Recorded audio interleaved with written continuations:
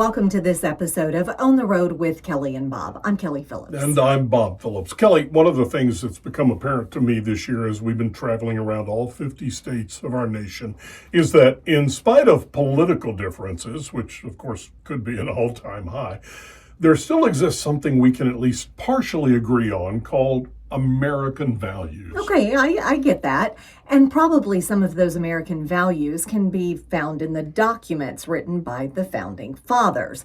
I'm talking about stuff like life, liberty, and the pursuit of happiness thing, right? Exactly. And to be clear, those things that seem so obvious to us are not necessarily so in other countries that share this planet. And at the time of our country's founding, some of those values were widely thought to be not at all practical and totally unattainable. So when we heard about a place in one state we would soon be visiting called the Center of American Values, we had to move up our trip to Pueblo, Colorado.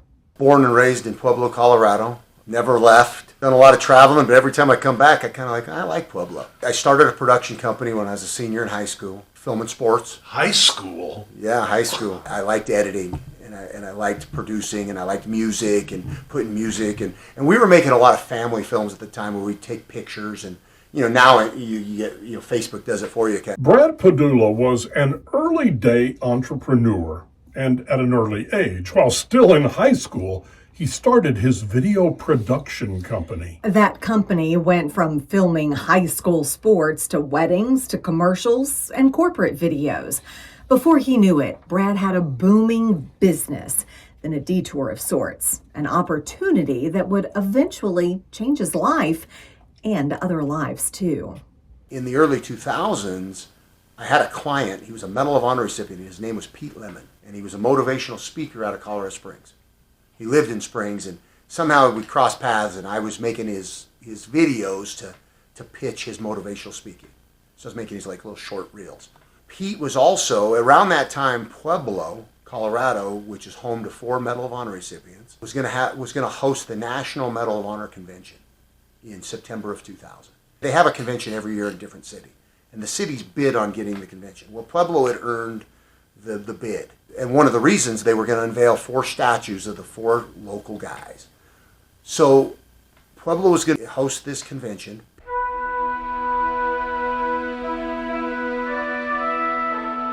They call Pueblo, Colorado, the home of heroes, a fitting nickname for a town that, in spite of a population of barely more than 100,000 souls, has 4 Medal of Honor recipients who are from here, more than any other town of any size in the country.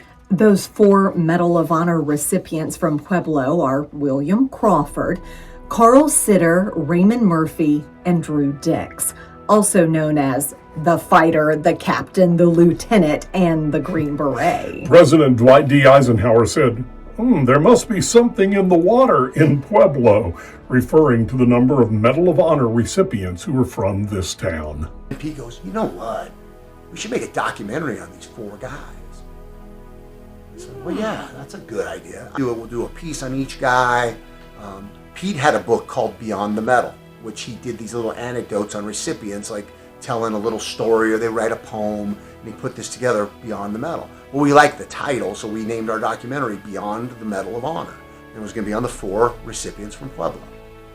And early on, Bill Crawford got sick. He's one of the 4 guys, and he died. Carl Sitter, another recipient who was living in Richmond at the time, flew to Colorado for the funeral, got pneumonia, and died like a month later. So we lose 2 of these guys. We lose boom, 2 boom. guys, boom, boom.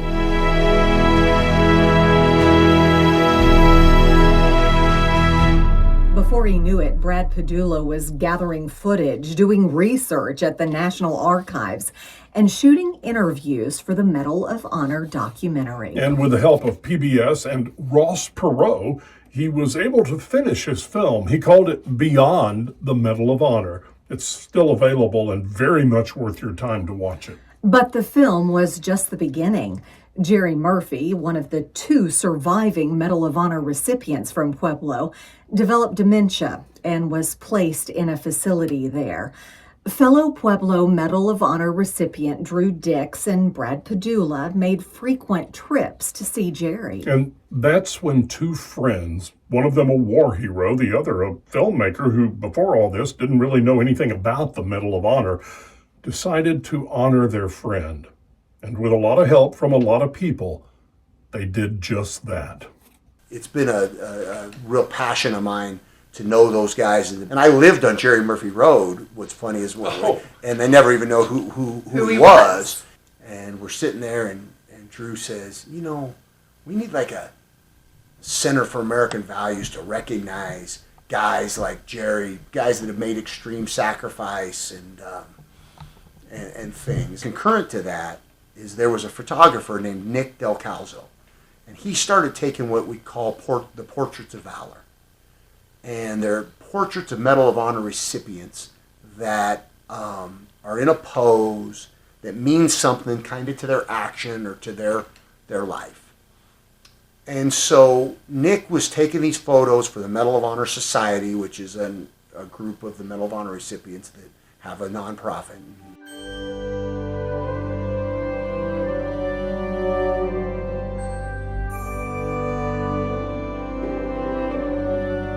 Today, Brad Padula's building on the Pueblo Riverwalk houses the Center for American Values. Inside, you'll find 166 portraits of Medal of Honor recipients, the largest collection in the country on display. But those portraits are not just to honor military heroes. They are there to call attention and honor anyone who has served our country in some way. Doctors, nurses, first responders, firefighters, police officers, everyday heroes. And they are there to teach what the folks here at the Center for American Values call HIP, an acronym that stands for Honor, Integrity, Patriotism. Instead of just focusing his camera, Brad Padula now focuses much of his attention on those qualities. And that, he says, has changed his life. Drew's the one who said to you, hey, Brad, we need to do this American Values Center. Yeah. Have you ever asked him, what do you mean by American values? Has he ever told you what his... Well, I think that, we felt that at the time, and that's been 15 years ago, and it's even gotten worse, that the country was kind of losing its sight on what it means to be an American, and the sacrifices that have been made to protect us. And sometimes you got to make tough decisions, and it takes guys to get bad guys, and those sorts of things. And so there's a lot of sacrifice that gets made in all walks of life, but especially in that military thing. So I think that from his perspective is, he's like, hey, we can't lose sight of this. Kids need to know. They need to, and adults need to know.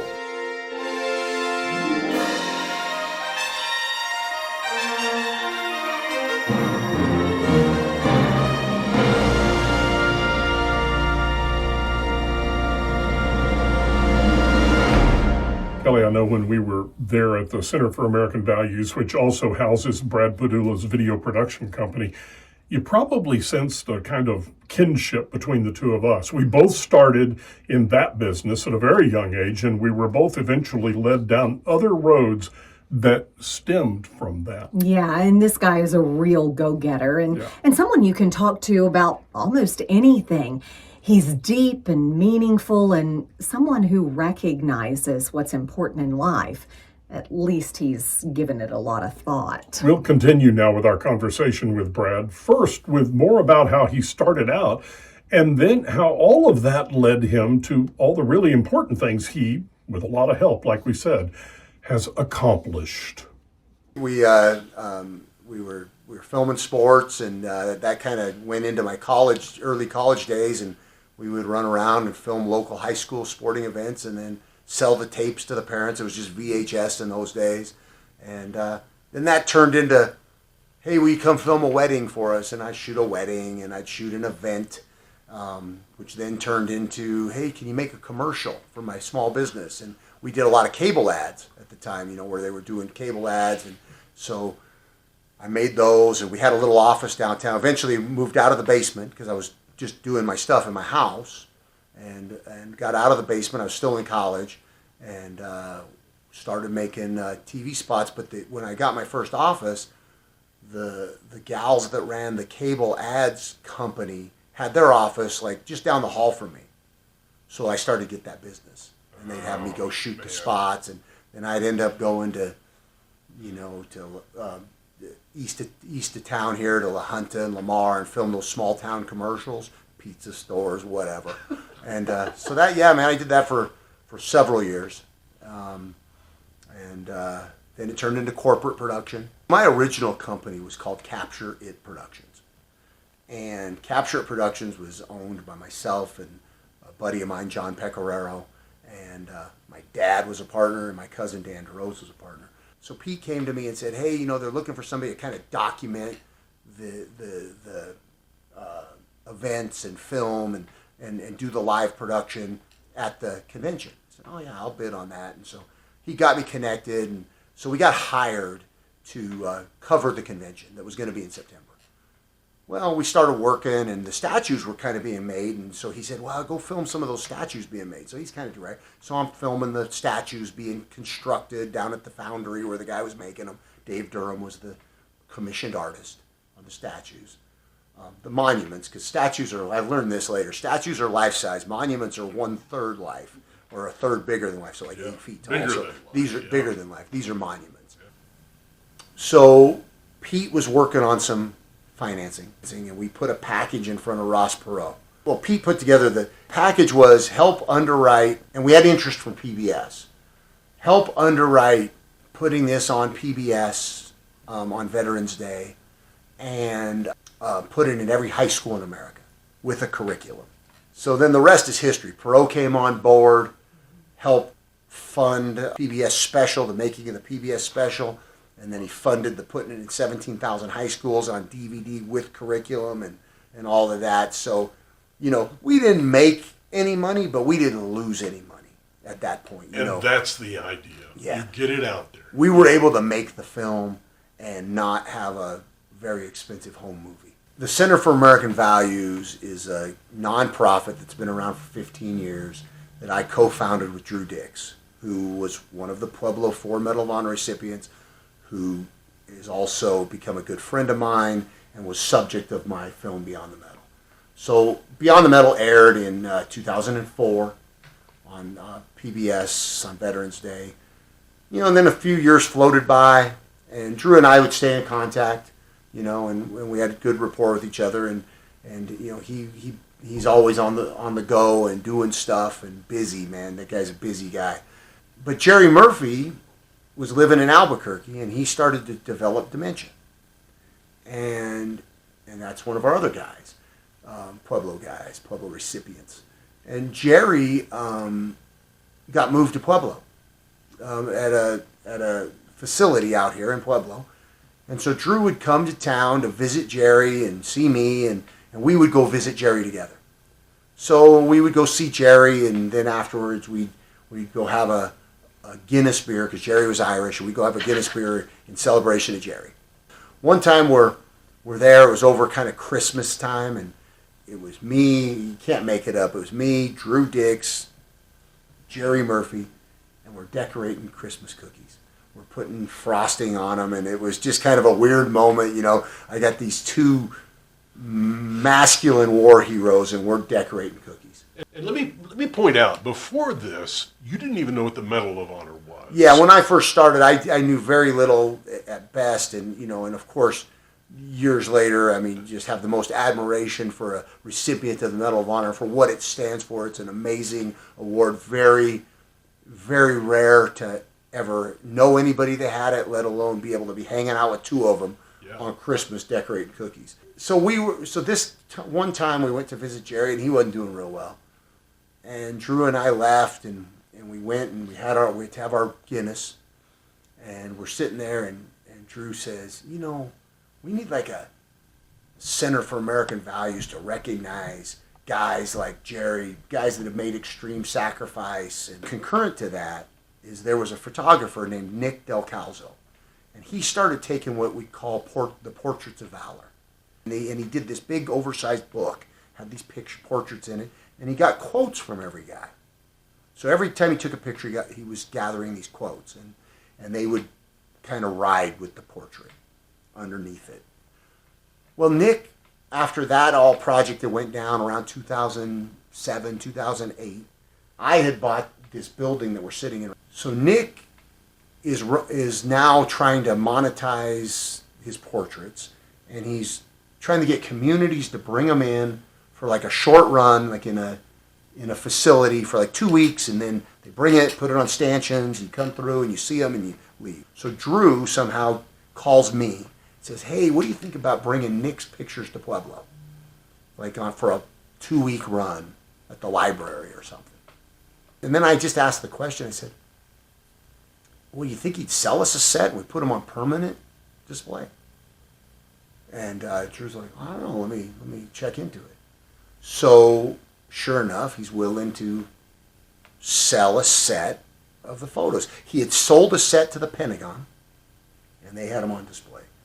So we were able to acquire 144 portraits, because I said, hey, I got this building, and I brought Drew down. We were walking around in the lower level of this building, and it was just dirt.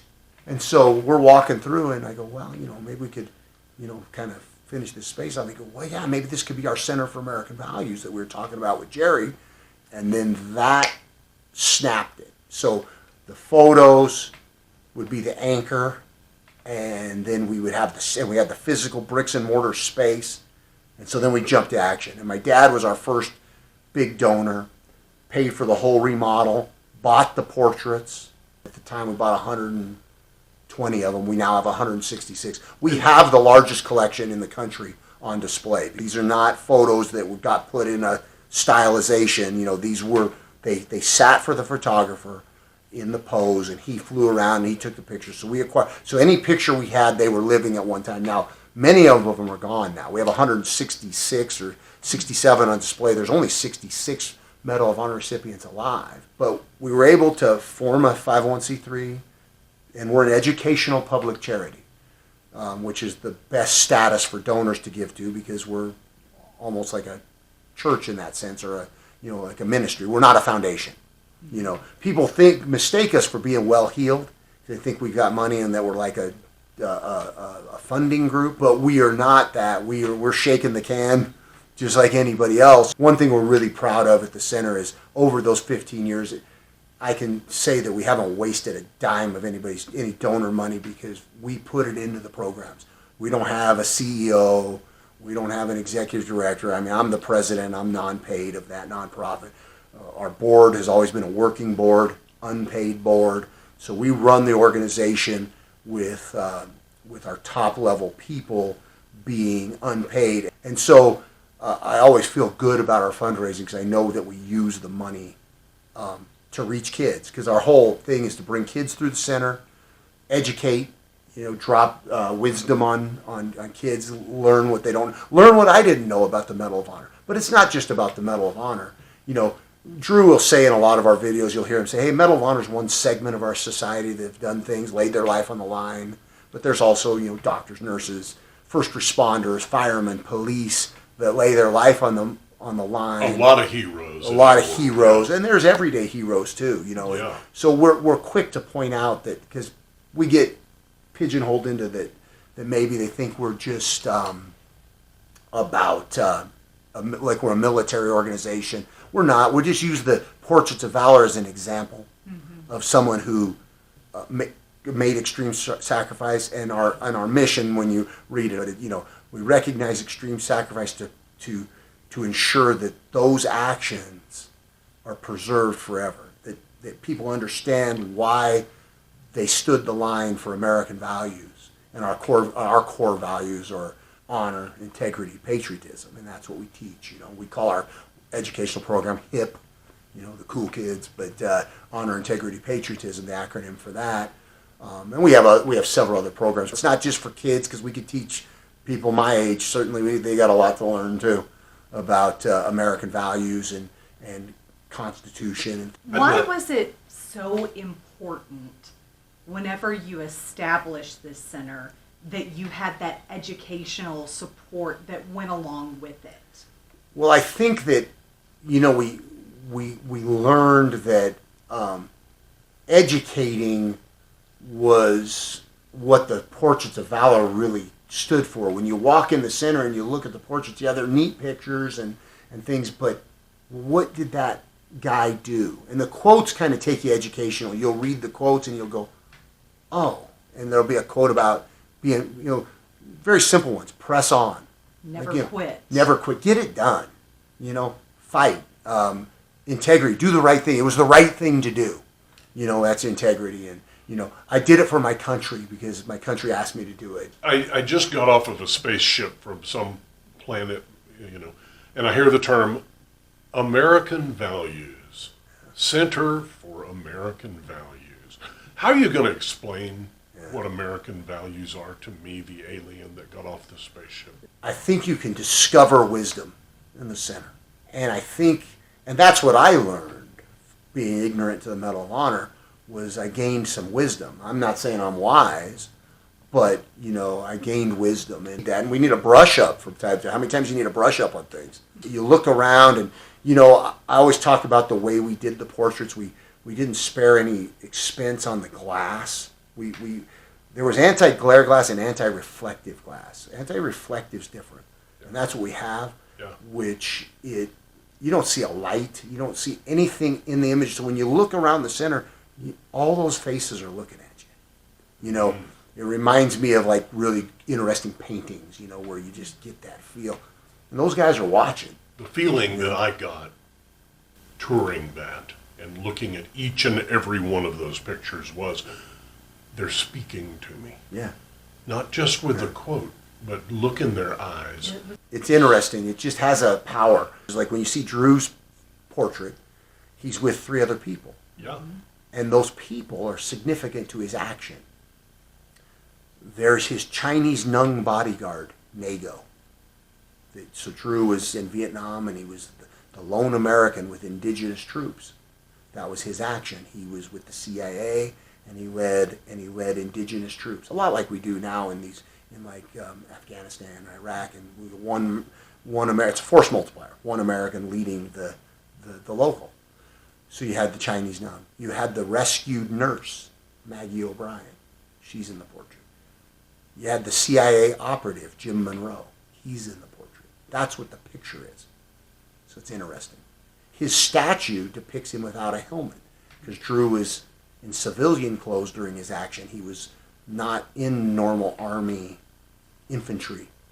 That's why he doesn't have a helmet in his portrait. And Drew, as I understand it, he took this on himself, this whole thing. This wasn't like somebody in Washington, D.C. said, hey, Drew Dix, go and do this. You mean for his Medal of Honor action? Yeah. Mm-hmm. Well, he was pulled off his A-team, so he's Special Forces, Green Beret as people like to call them, and he was headed to Vietnam.